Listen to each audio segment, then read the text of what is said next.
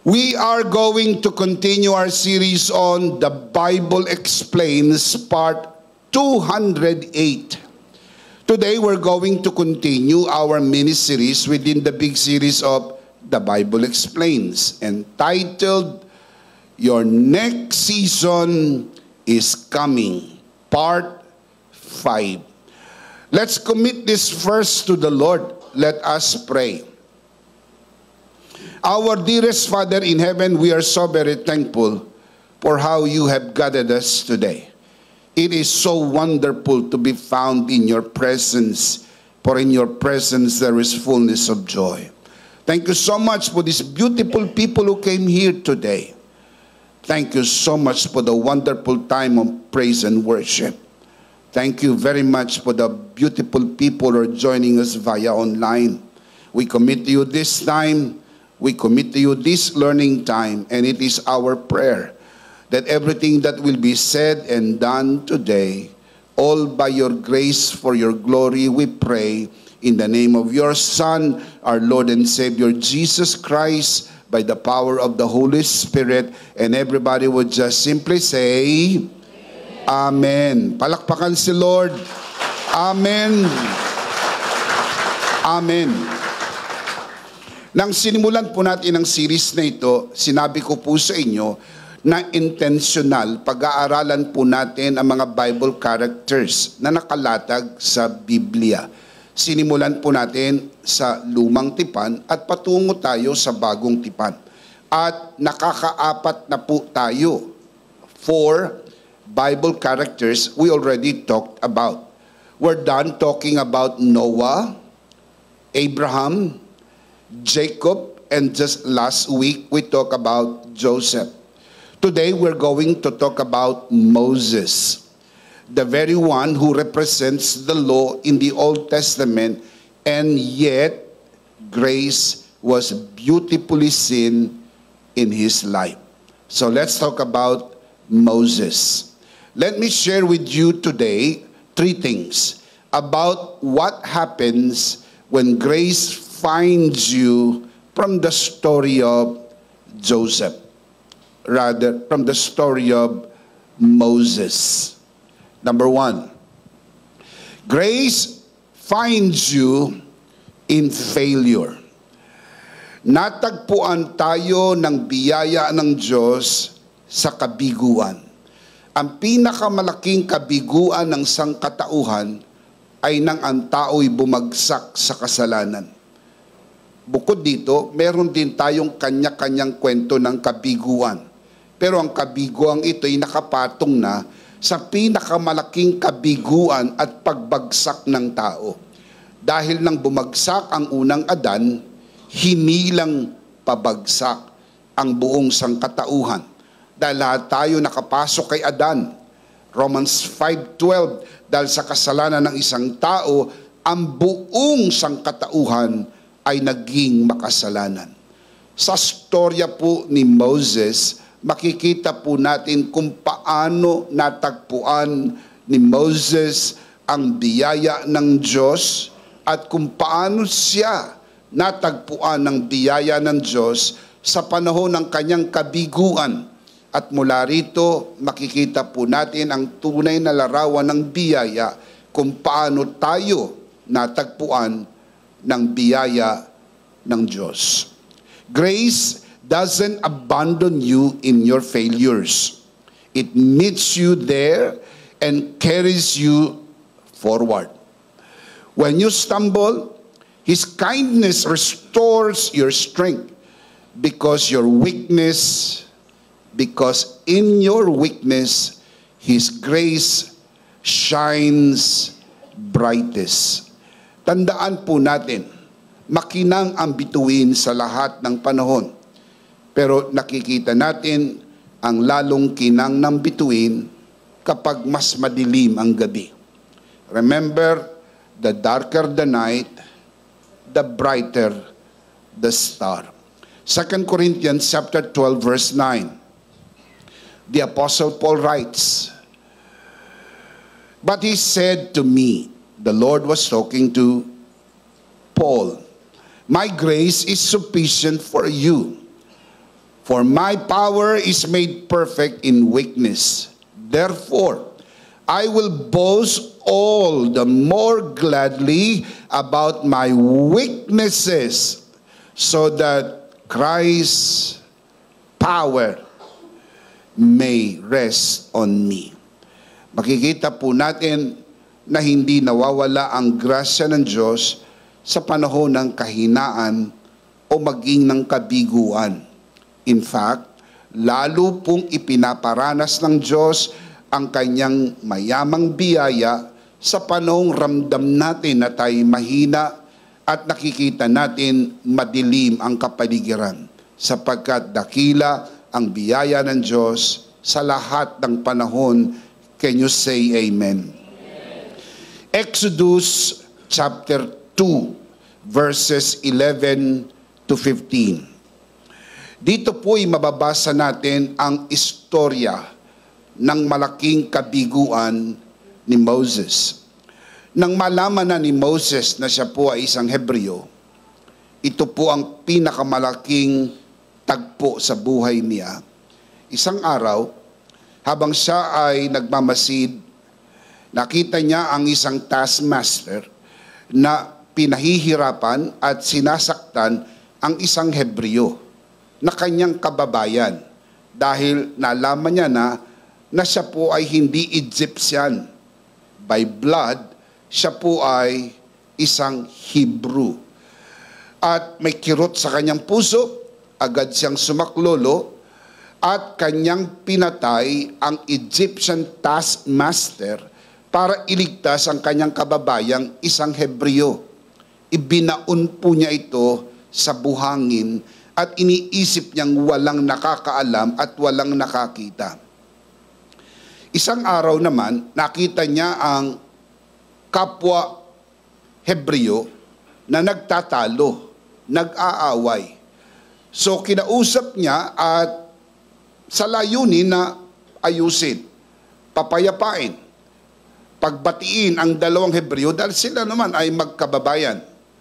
Nagulat siya sapagkat ang naging sagot po noong kanyang kapwa Hebreo ay panunuligsa. At sabi sa kanya, sino ang nagbigay sa iyo ng karapatan para maging tagapanguna at hukom namin? Who made you a ruler and a judge over us? Parang nagulat si Moses dahil ang iniisip po niya, siya ay nakakatulong sa kanyang ginagawa. Una, pinatay po niya yung isang taskmaster na Egyptian para iligtas ang isang Hebreo. At ang kwento na ito ay lumutang at nakarating na po sa palasyo. Dahil dito, siya po ay tumakas mula sa Ehipto patungo po sa disyerto. Tinakasan po niya ang kanyang idiosyncrasies, ang kanyang circumstance. At natagpuan niya ang kanyang sarili sa balon ng Midian. Ito po'y mababasa nyo sa Exodus chapter 2 verse 16 to 17. Ito po ang pinakamababang kalagayan ni Moses. Siya po ay hapong-hapo, pagod na pagod, not to mention uhaw na uhaw dahil binagtas po niya ang mahabang disyerto. At dito po sa balon na ito ay natagpuan niya ang biyaya ng Diyos sa katauhan ng mga anak na babae ni Jethro. Siya po ay kinalinga, siya po ay pinainom, siya po ay tinulungan. And not to mention, at the end of the story, isa sa mga anak na babae ni Jethro ay napangasawa ni Moses ng pangalan ay Zipporah. And the story goes on. Though Moses' impulsive violence delayed God's plan, the promise that God's gifts and His call are irrevocable, according to Romans 11:29, held true.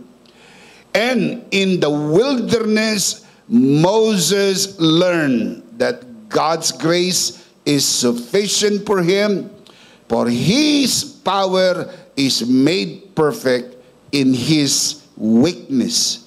As the Apostle Paul wrote in 2 Corinthians 12:9. Ito po'y sinulat ni Apostol Pablo. Pero dahil ito po'y salita ng Diyos at ang katotohanan na ito sumasalahat ng panahon, even in the time of Moses ay naranasan po niya ang biyaya ng Diyos. Tandaan po natin na si Moses, bagaman nagre-represent ng kautusan sa lumang tipan, siya po'y nakaranas ng katunayan ng biyaya ng Diyos. Moses' faith, refusing the momentary pleasure of Egypt, tinanggihan po niya ang pansamantalang pabor ng Ehipto, at siya po'y nagpasya, sumama sa mga kababayan po niyang Hebreo, at sundin ang tawag sa kanya ng Panginoon. Let me show you the scripture. Hebrews chapter 11, verse 24, following verses. By faith, Moses, when he had grown up, refused to be known as the son of Pharaoh's daughter. He chose to be mistreated along with the people of God, referring to the Hebrew people, rather than to enjoy the fleeting pleasure of sin. Verse 26, he, referring to Moses, regarded disgrace for the sake of Christ as of greater value than the treasure of Egypt, because he was looking ahead to his reward. Look at verse 27. By faith, he left Egypt, not fearing the king's anger. He persevered. And please tell me why. Because he saw him who is invisible. Now, pray tell me, how can you see the invisible? But Moses saw him who is invisible. That is exactly what faith is all about. Remember, Hebrews 11:1. Faith is the substance of things hoped for, the evidence of things not seen. That is what faith is all about. Faith sees the invisible. And by faith, Moses saw him who is invisible. Ang ating pakikipag-ugnayan sa Diyos ay sa pamagitan lang ng pananampalataya. Nothing more, nothing less, nothing else. There is no way we can relate with God apart from faith. Why? Because God is invisible, beyond our natural five senses. We cannot see God with our eyes. We cannot touch Him with our hands. We cannot use Him. Let me rephrase that. We cannot see Him and perceive Him using our five natural senses. That is why the only way you can relate with God is by faith. Remember Hebrews 11:6, without faith it is impossible to please God. The word please there meaning connect with God, relate with God. There is no way you can relate with God. There is no way you can commune with God. There is no way you can have relationship with God apart from faith. Pag pinag-uusapan po ang pananampalataya, dapat malinaw po ito sa atin. Wala tayong sariling pananampalataya. We're spiritually dead. Faith is a spiritual entity, and because we are spiritually dead, we don't have spiritual entity, which is faith. Nagkaroon lang po tayo ng pananampalataya sa panahong nagpasya tayong makinig ng salita ng Diyos. Romans 10:17, remember, faith comes by hearing, and hearing the word of Christ. The word of Christ refers to the message of the cross, the gospel of grace. Sa sandaling marinig mo ang gospel of grace, sa sandaling marinig mo ang message of the cross, the finished work of Christ, dadapuan ka ng pananampalataya.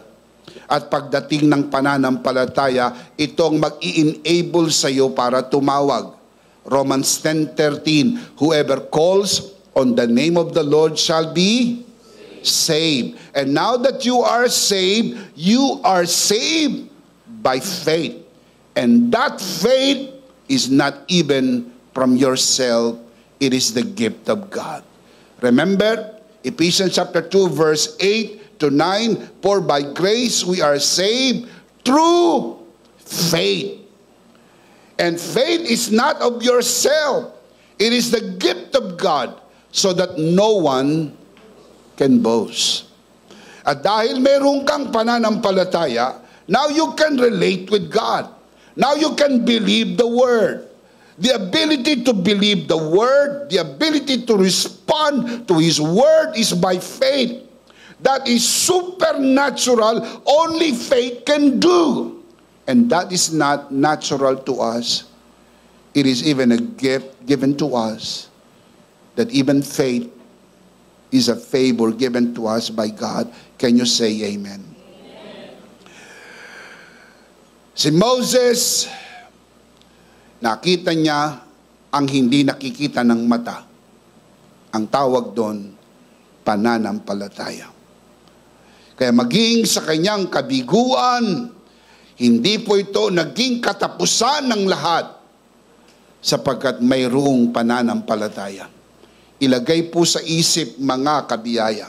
Anuman ang mga pinagdadaanan po ninyo o anuman ang pagdadaanan po ninyo sa buhay, hindi po yan ang katapusan dahil hanggang naniniwala ka, your next season is coming. Amen. Amen. Everybody shout, in Christ, my next season is coming. In Christ, my next season is coming. One more time, louder. In Christ, my next season is coming. Remember, your failures are not final as long as you have the grace of God. And the only way you can access the grace of God is by faith. You have to believe what Jesus did on the cross of Calvary for you. Nothing more, nothing less, nothing else. Only Jesus. Jesus. Period. Wala nang pwedeng idagdag pa sa kanya. Siya lang po at siya'y sapat na at higit pa ang biyaya ng Diyos. Wala nang iba. Shout amen. Strangely, the same thing happened with Samson.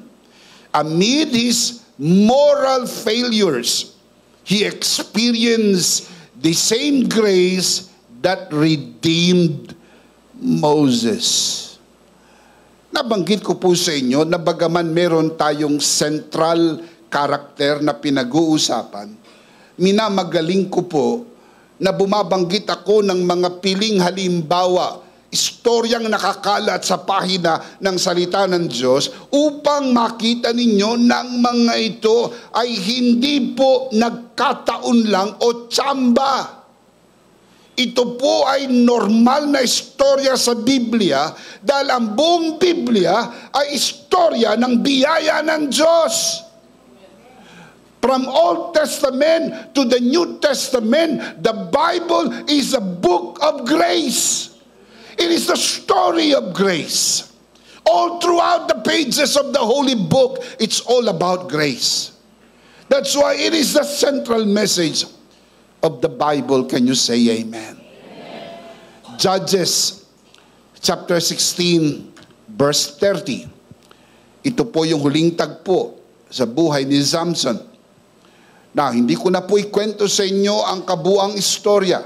It is your responsibility to read your Bible. So you have to read your Bible so you would know the story of Samson. Samson said, "Let me die with the Philistines Then he pushed with all his might, and down came the temple on the rulers and all the people in it.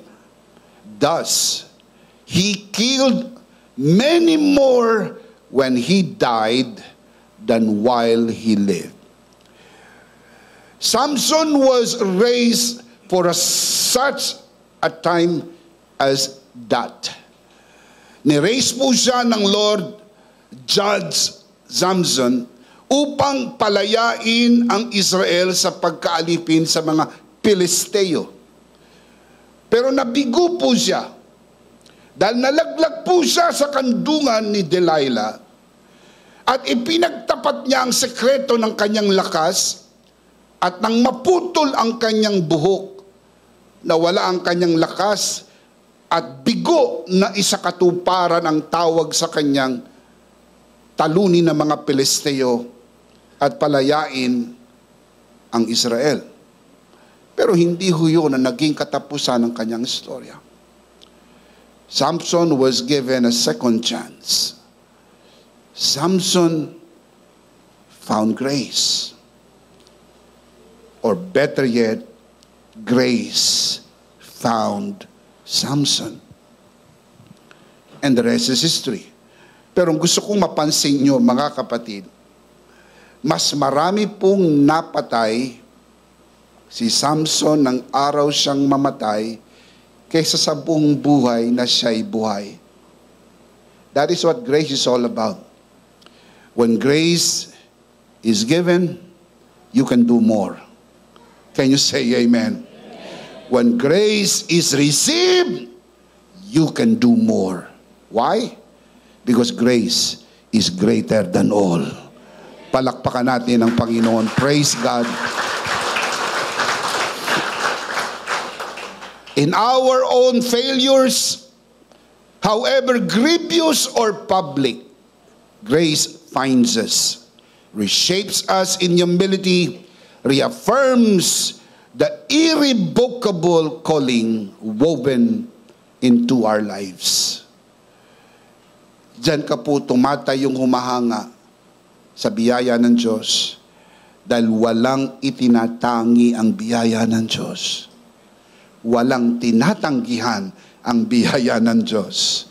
Sino mang lumalapit ay tumatanggap ng masaganang biyaya ng Diyos, sapagkat ang biyaya ng Diyos ay para sa lahat.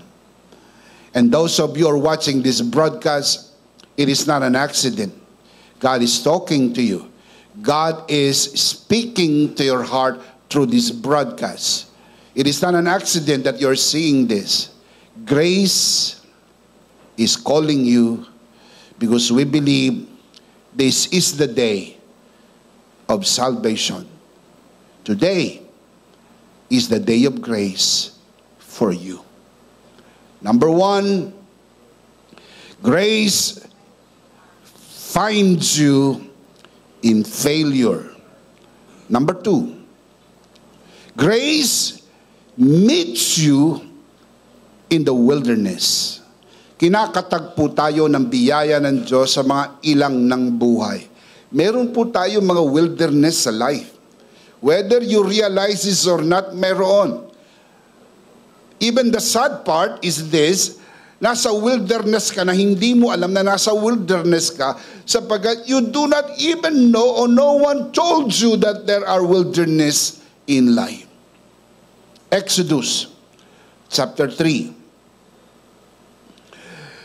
In Midian's wilderness, Moses paused at a burning bush and heard God call his name.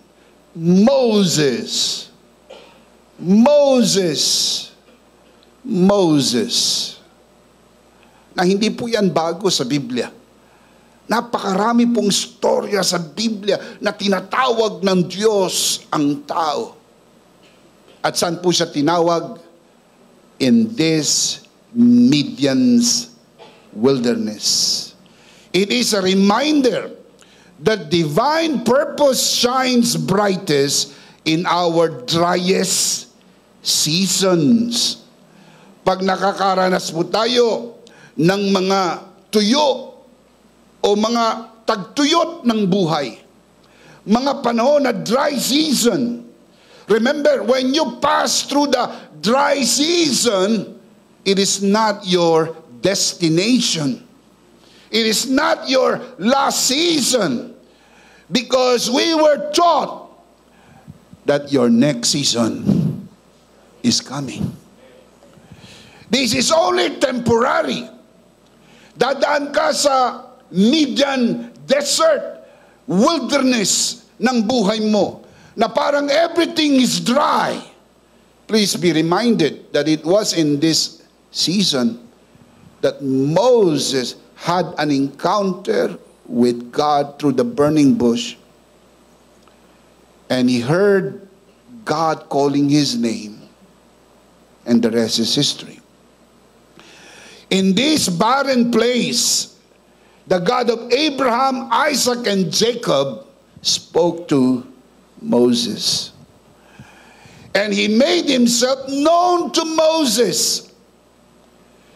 He said to Moses, I am the God of your fathers, Abraham, Isaac, and Jacob.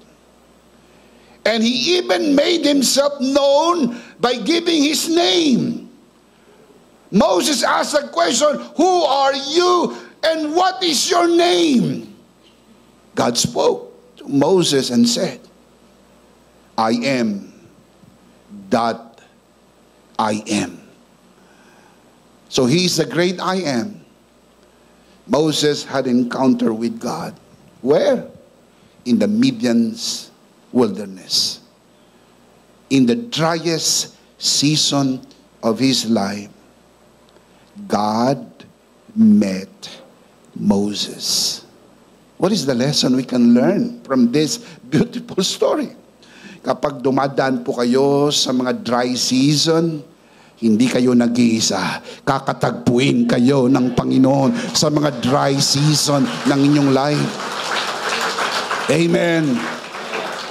Pag tinignan mo ang iyong katawan parang tuyo dahil sa sakit na dala mo, kakatagpuin ka ng biyaya ng kanyang pagpapagaling. Pag tinignan mo ang iyong sisidlan, parang tuyo ang provision. Paano ko mababayaran ng mga bayarin? Paano magtatagpo ang aking budget sa napakalaking gastusin? Tuyon-tuyo. Parang kulang ang sweldo sa laki ng bayarin. Paano mamimit ang lahat ng provision? Sa mga tagpong ito, dry season, kakatagpuin ka ng masaganang provision at biyaya ng Diyos. Shout amen. Just keep this in your mind. Your dry season is not your destination. Because in Christ, your next season, in Christ, your next season is coming. Come on, everybody shout, in Christ, my next season is coming. In Christ, my next season is coming. One more time, louder. In Christ, my next season is coming. Do you believe that? Amen. You should. We should. Because it only happens to those who believe. God cannot do to you something that you do not believe. You have to come to the point on your bended knees and say, God, I believe. Ikaw lang makapagpapagaling sa akin. Pwede mong gamitin ng doktor, pwede mong gamitin ng gamot at ospital. Pero at the end of the day, sa iyo ko nagtitiwala. Maaring feeling safe ka dahil ang daming pera. Marami kang pera sa bangko. Feeling safe ka dahil iniisip mo, kaya mo magpagamot sa mamahaling ospital. Kaya mong bayaran ng mga magagaling na doktor. Pwede ka magpunta sa ibang bansa para magpagamot. Feeling mo, I can finance. I have the money. Let me tell you this from the bottom of my heart. Your money cannot do what grace can do. Only the grace of God can do it.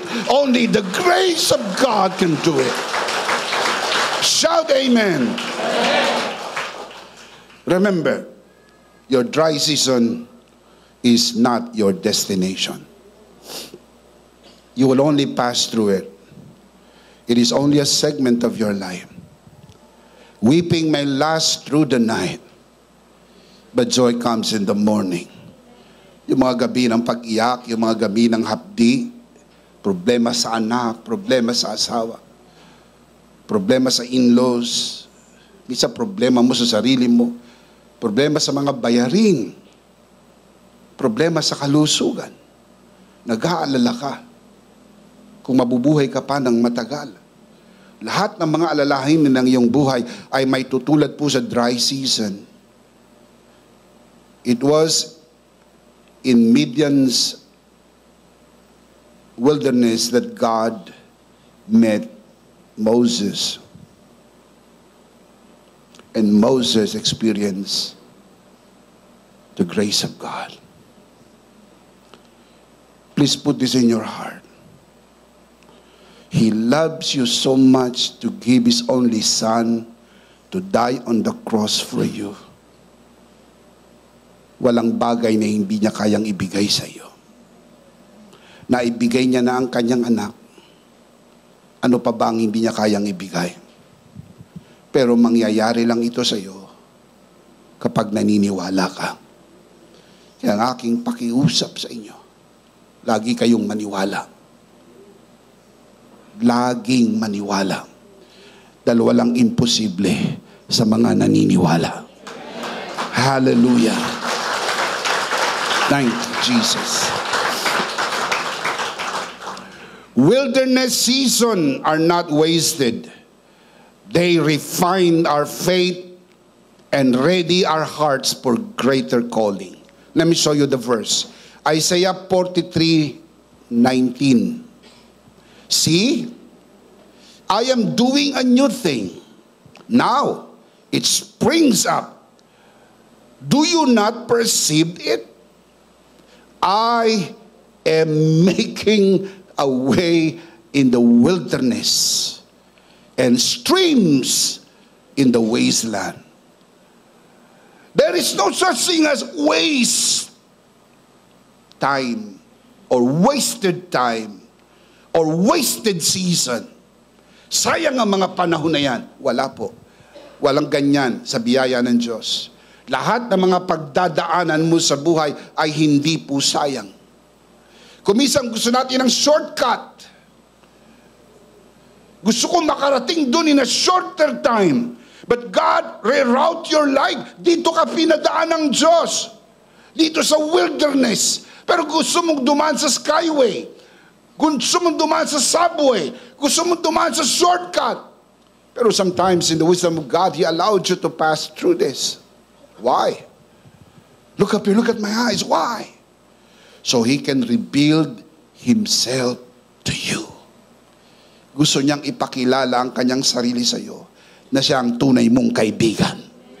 Iiwanan ka ng iba pero hindi ka iiwanan ng Panginoon magpakailan-kailan pa man. He is your best friend. He is your true friend. Can you say amen? The Bible says He is even a friend. Stick closer than a brother. Pinakikilala niya ang kanyang sarili as the great healer, the great provider. Bakit pinadaan sila ng Panginoon sa mga wilderness ng life? Para higit mong ma-encounter ang Diyos sa iba't ibang tagpo ng iyong buhay. Why would God, in His wisdom, allow you to pass through the wilderness so He can show you His power, that He can make a way in the wilderness? Because He is the God who can make a way where there seems to be no way. Because with God, nothing is impossible. Walang sakit na hindi kinarga ni Kristo sa krus ng Kalbaryo. Ang sakit na dala-dala mo ngayon ay kinarga ni Kristo sa krus. You don't have to carry it. Kinarga niya yan para sa iyo. When Jesus bled and died on the cross of Calvary, He was thinking of you. Ikaw ang nasa isip niya. Thousands of years bago mangyaring ipanganak ka. Thousands of years bago dumapo ang sakit na yan sa iyo. At nakita mo yung findings, nakita mo yung medical report ng iyong sakit.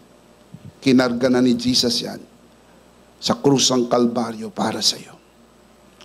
Because with God, nothing is impossible. Can you say amen? Bakit niya hinahayaang dumaan tayo? So we can begin to experience the walk of faith. Kailangan lumakad tayo sa pananampalataya. I told you a while ago, the only way we can relate with God is by faith. No way. No other way we can do it. It is in the wilderness of life we develop our walk of faith. I'll show you the verse. James chapter 1 verse 2. Following verses. James writes, "Consider it pure joy, my brothers and sisters, whenever you face trials of many kinds." What is that? Wilderness of life. Because you know that the testing of your faith produces what? Perseverance. Let perseverance finish its work, so that you may be what? Mature. What else? Complete, not lacking anything. Sometimes we look for comfort, but God is looking for maturity. We look for something that is so easy. God is looking for you to be complete and lack nothing. And even lack anything. Yun ang nasa isip ng Diyos. Sa likod ng kanyang isip, dinidevelop ka, minamature ka. Dahil hindi naman ito ang huling takbo mo eh. Tatakbo ka pa ng mahabang panahon. Kung isasalba ka ng Panginoon sa takbuhin ito, saan ka kukuha ng maturity sa susunod na takbuhin ng buhay? Sometimes we want easy. Gusto natin isalba tayo sa mga mabibigat para gumanggang ang buhay natin. Bakit hindi natin hilingin sa mga bagtasin ng buhay na parang kay bigat? Lord, gusto kong maranasan ang iyong biyaya. Sapagat pagkatapos ng dry season, my next season is coming. Palakpakan si Lord. My next season is coming. Everybody say, in Christ, my next season is coming. In Christ, my next season is coming. Do you really believe that? Amen. Ang next season ng life mo ay malusog, malakas, masigla, pinagpala, pinaboran, at mabubuhay ng mahaba. Yan ba ang gusto mo? So itaas ang dalawang kamay. Kung yan ang gusto mo, if you really, really want it, taas ang dalawang kamay. Sabihin natin, in Christ, my next season is coming. In Christ, my next season is coming. One more time. In Christ, my next season is coming. One more time. In Christ, my next season is coming. Palakpakan para kay Lord. Praise God. Praise God. Ang mga dry season, yun po yung mga waiting season. Ang wilderness, yan po yung mga waiting season ng life natin. Let me give you examples. Number 1, Joseph. Si Joseph po ay merong 13 years ng wilderness. He was 17 years old when he was sold as a slave in the land of Egypt. Hey! After 13 years, 17 plus 13 equals 30. 30 years old, he became the governor of Egypt. Yun yung next season. So, pwedeng ang dry season mo ay 13 years. Pero ano naman ang 13 years? Kumpara sa Season of blessing and favor. Si Joseph ay nabuhay ng 110 years old. 13 lang po ang wilderness. 97 po ang new season ng kanyang life. 97 years blessed and favored by God. Puro kasi reklamo ang tao eh.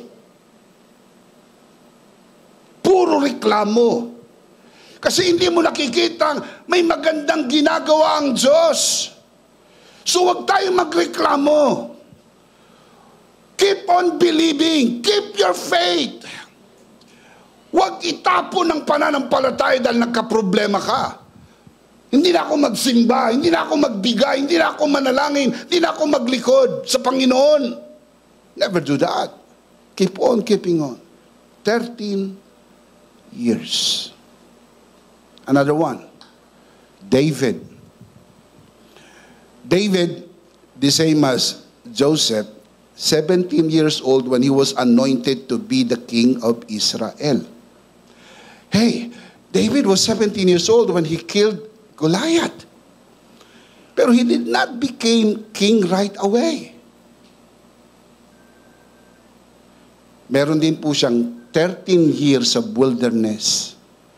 Habang nakaupo si King Saul as king, 13 years po siyang tinugis na parang hayop sa ilang dahil gusto siyang patayin ni King Saul.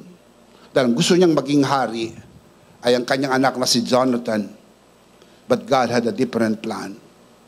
And the rest is history. Read my lips.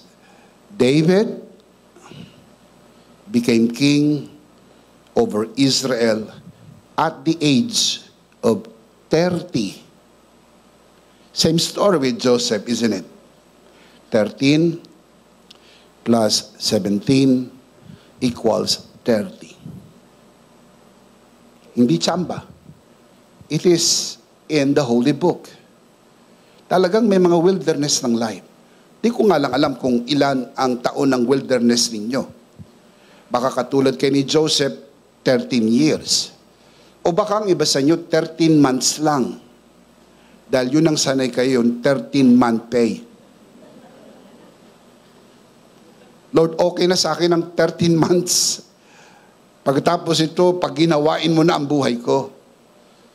For some of you, may be longer than that, shorter than that. I wish I can tell you. But no one knows. That's why we need to trust Him step by step, moment by moment. Ito lang ang ilagay mo sa puso mo. Kung minahal ako ng Diyos ng gayon na lang na ibigay ang kanyang anak para sa akin, hindi ako pababayaan ng Diyos. Hindi ako pababayaan ng Diyos. Amen. I'll give you another one. Moses. Si Moses po, 40 years ang kanyang wilderness. Ang edad ni Moses, nung nasa Egypt po siya, 40 years old. Nang tumakas po siya from Egypt going to Midian, nagstay po siya sa Midian desert. Doon na siya nakapangasawa, 40 years. Kaya nang bumalik po siya sa Egypt, 80 years old na siya. And Moses died by the age of 120. So 3 parts ang life ni Moses, 40, 40, 40. 40 sa Egypt, 40 po sa wilderness, and 40 sa new season ng life niya as the prophet of God who led Israel from the land of slavery, Exodus, bringing them to the promised land. So hindi ko alam kung ano ang number of years ng wilderness ng life nyo. Pwedeng katulad kay ni Joseph, 13 years. Pero wag matakot. Dahil pagkatapos niyan, mabubuhay ka ng mahaba. Pinagpala, pinaboran, malusog, masigla. Makikita mo ang iyong mga apo hanggang sa kaapu-apuhan dahil pinagpala ng Diyos ang pamilya mo. Pinagpala ng Diyos ang mga anak mo. Pinagpala ng Diyos ang mga apo mo. Shout amen. Praise God. Praise God. Always keep this in your mind. In dry seasons, listen for God's whisper. He is revealing Himself to you, helping you understand His plan, shaping your character, and preparing you for His purpose. Kaya hindi po wasted time ang wilderness. It's a very important part of your life. Wala pong ni isa man dito sa bulwagan na ito o nanonood sa broadcast na ito na hindi dumaan sa wilderness. Ang inyong abang lingkod, kami ni Pastor Joe, ang aming pamilya, we went through many wilderness in life. What you're seeing right now did not just happen overnight. But we never gave up. We kept on keeping on believing that grace is greater than all. Palakpakan natin si Lord. Praise God. Praise God. Number 2, grace meets you in the wilderness. Number 3, I'm starting to close. No, I'm not closing. I'm just starting. Number 3, grace sends you with a mission. Ang bawat sa atin may misyon. Baka akala nyo yung mga pastor lang ang may misyon. May misyon ka. Hindi ba sumagi sa isip mo, ba't pinayaman ka ng Diyos ng husto? Hindi yan sa kapritsyo ng buhay mo. Never ever think about it. You got more, even more than what you can spend. Lord, bakit mo ako pinayaman ng ganito? Bakit? May mission ka. You have to find out. You have to find out. Don't waste the opportunity to do what God has placed in your heart. Sinusugo tayo ng biyaya ng Diyos sa misyon ng buhay. Hindi lang mga pastor. Bakit yan ang edukasyon na nakuha mo? Minsan hindi naman niya sumagi sa isip mo nung bata ka. Pero bakit yan? Bakit diyan ka dinala ng Panginoon sa kurso na yan, sa edukasyon na yan? Dahil merong ipagagawa sa iyo ang Panginoon. Ba't ka napunta sa trabaho na yan? Bakit nakonect ka sa tao na yan? Sa dami-dami ng mapapangasawa mo, ba't naman itong napangasawa mo? Dami naman nagkagusto sa iyo. Buti sana kung yan lang. Pero yan ang napili mo. Isa para nagsisisi ka pa. Diyos ko, ba't naman ito ang napili ko? Dami nagkagusto sa akin, asulang mata, dilawang mata. Pasok ang mata. Dilat ang mata. Kirat ang mata. Singkit ang mata. Dami naman nagkagusto sa iyo, maiksi ang apelido. Mahaba ang apelido, hindi mabigkas ang apelido. May nagkagusto pa nga sa iyo na walang apelido Ba't yan na nagustuhan mo? Tapos you end up, parang hindi magandang nangyari. Mari, pero you are now a better person than before. You're stronger now than ever before. You're closer to God than ever before. Walang wasted wilderness sa buhay mo. God is making all things work together for good to those who love God and to those who are called according to His purpose. Shout amen. Palakpakan natin si Lord. Praise God. Praise God. Kapag naging mas maganda ang itsura mo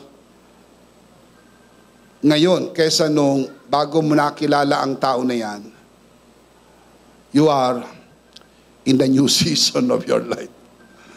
Pero kung mas masama na itsura mo ngayon kaysa nang unang mo makilala ang mama na yan o ang ali na yan, huwag kang masiraan ng loob. It's only a dry season. And your new season is coming. Palakpakan si Lord. Your new season is coming. Shout amen.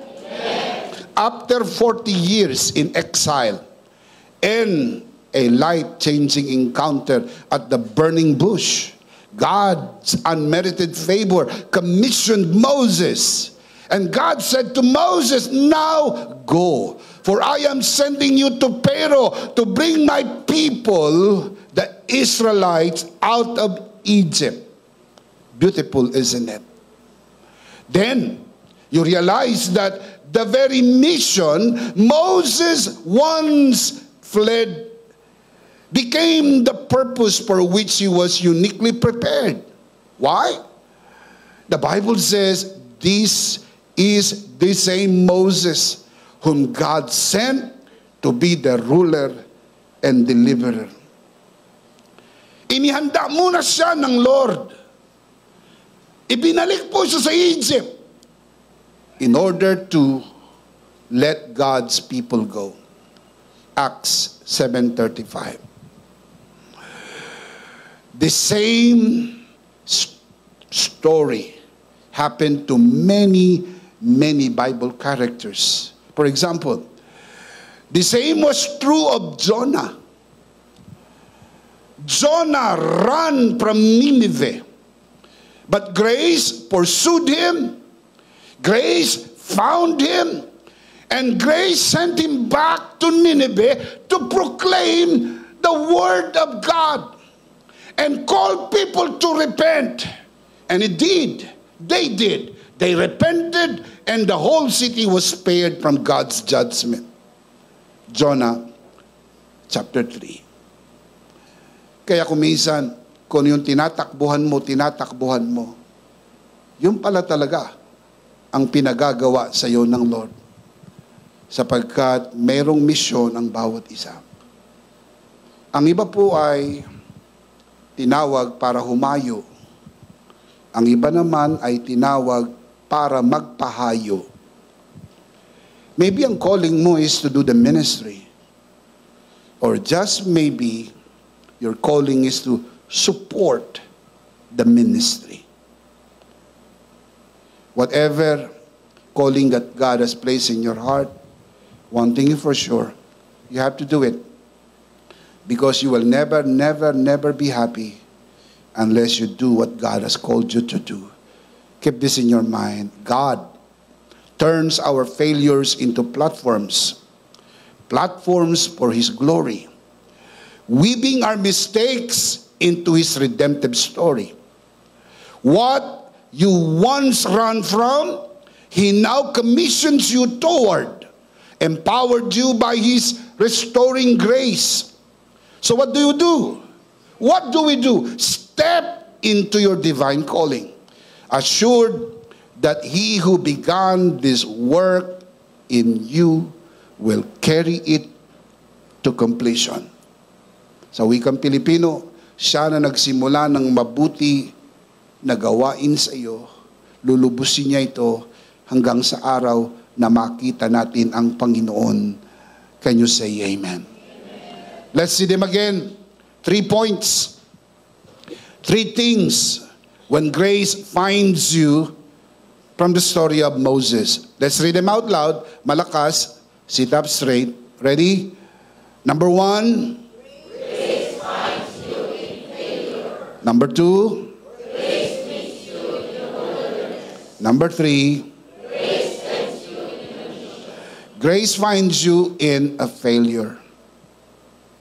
Grace meets you in the wilderness.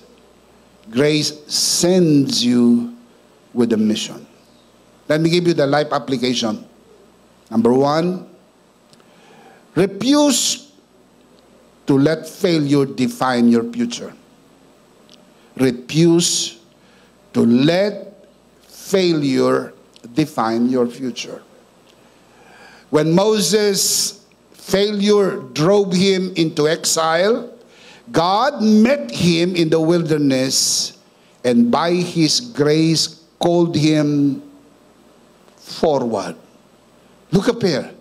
Always forward, never backward.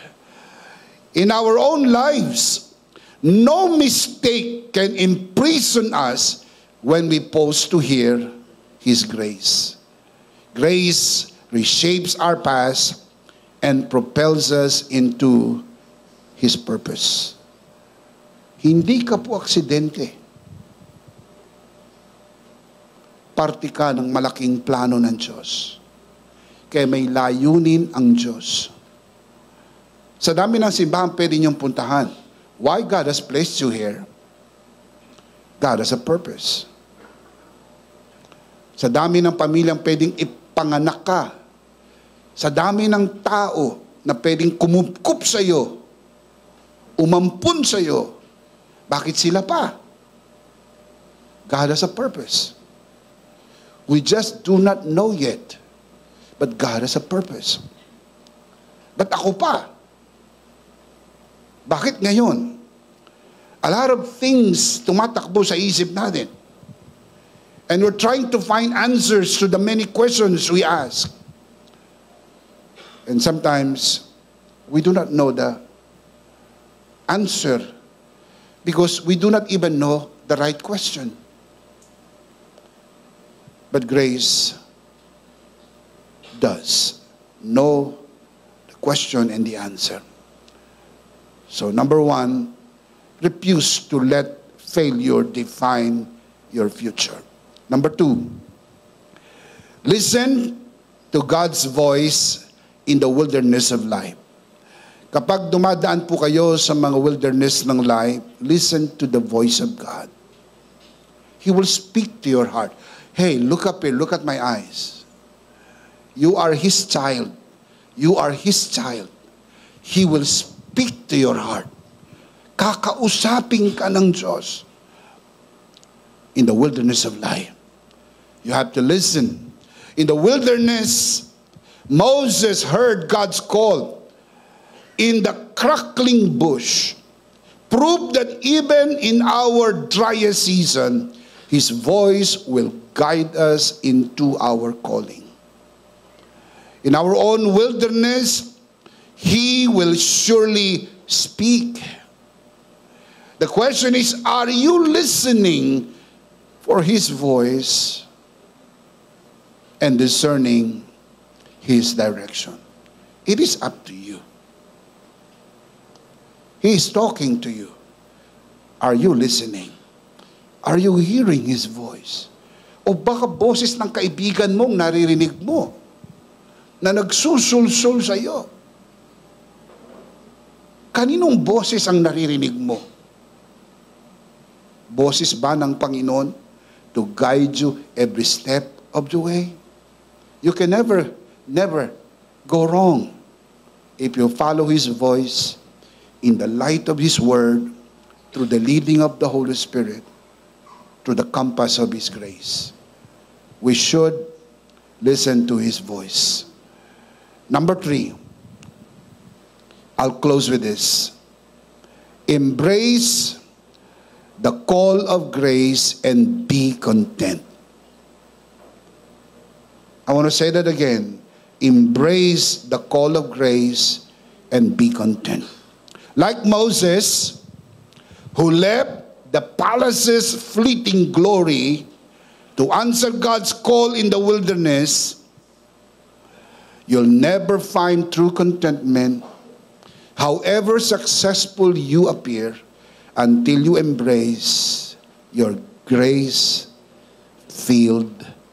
calling. Can I say this honestly to you in this gathering and those of you who are watching this broadcast? Hindi ka kailanman sasaya.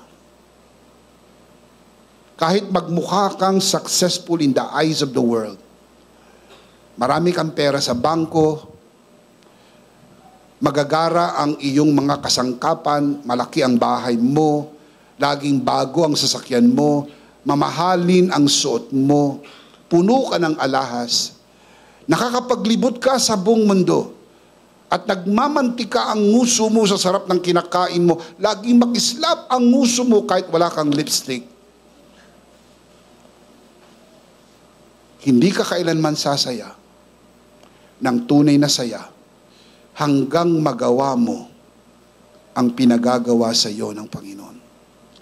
At kapag nagawa mo na yan, ikaw na ang pinakamasayang tao sa buong mundo. Amen? Amen. So my challenge to you is, find it out. The best way you can find God's calling is in the wilderness of life. Because that will propel you to your next season. Let's see them again. Silipin natin ang 3 life application. Malakas, sabay-sabay. Ito po ang application. Everybody, sit up straight. Basahin natin ng malakas. Ready? Application number 1. Let's do this again. Mas malakas pa. At dun sa mga nanonood sa broadcast, please join us in reading this out loud. Ready? Number 1. Refuse to let failure define your future. Number 2. Listen to God's voice in the wilderness of life. Number 3. Embrace the call of grace and be content. The big idea is, in Christ, my next season is coming. One more time, what is the big idea? In Christ, my next season is coming. One more time. In Christ, my next season is coming. In Christ, your next season is coming. And those of you who are watching this broadcast, this is your new season. Receive Jesus and be saved. That is the beginning of your new season.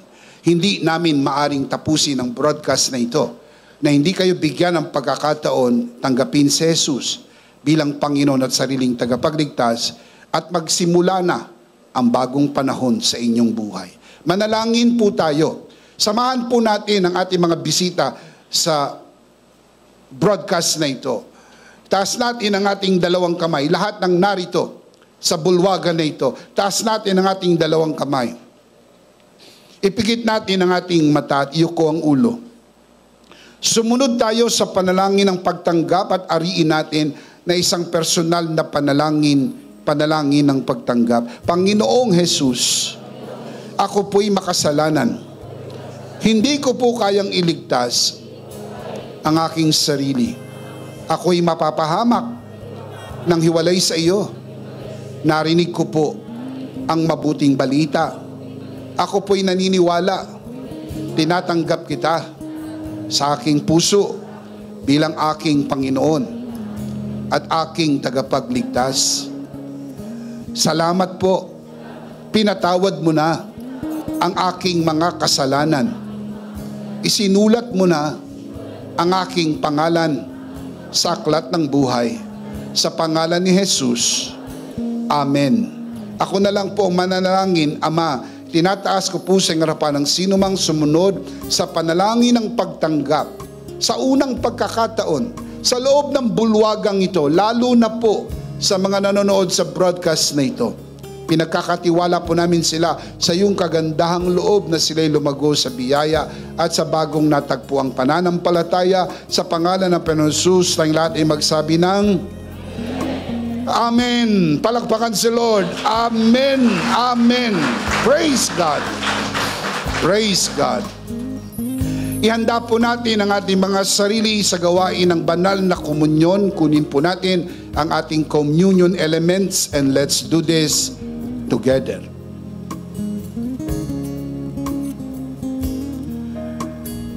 Let's do this together, mga kabiyaya. Hawak-hawak po natin ang pinakamakapangyarihang simbolo ng tinapos na gawa ni Kristo sa krus ng Kalbaryo. Ito ang aral na tinanggap ko sa Panginoon at ngayon naman ay binibigay ko sa inyo. Nang gabing siya'y pagkanuli dumampot siya ng tinapay. Kanyang pinagpira-piraso at kanyang sinabi, ito ang aking katawan na pinagpira-piraso dahil sa inyo. Gawin niyo to bilang pag-alaala sa akin. Sabay-sabay po natin gawin.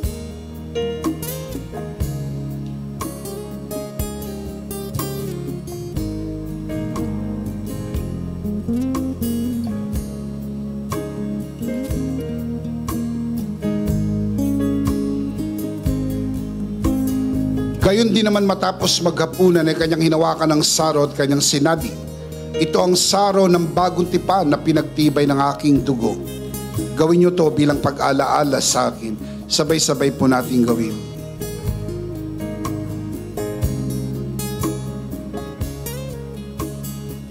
Ate, po itaas ang ating dalawang kamay at sumunod po tayo sa panalangin na ito. Aming Ama, maraming salamat po sa aming Panginoong Hesukristo.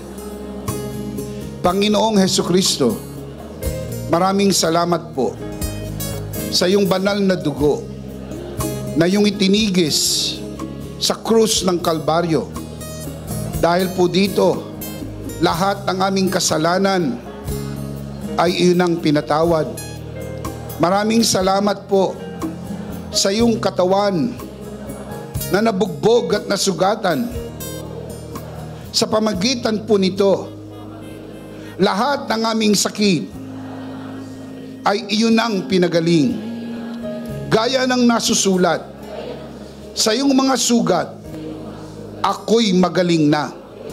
Ako'y naniniwala, ako'y magaling na. Aking tinitiklara, ako'y magaling na. Ako'y malusog, malakas, masigla, pinagpala, pinaburan, at mabubuhay ng mahaba.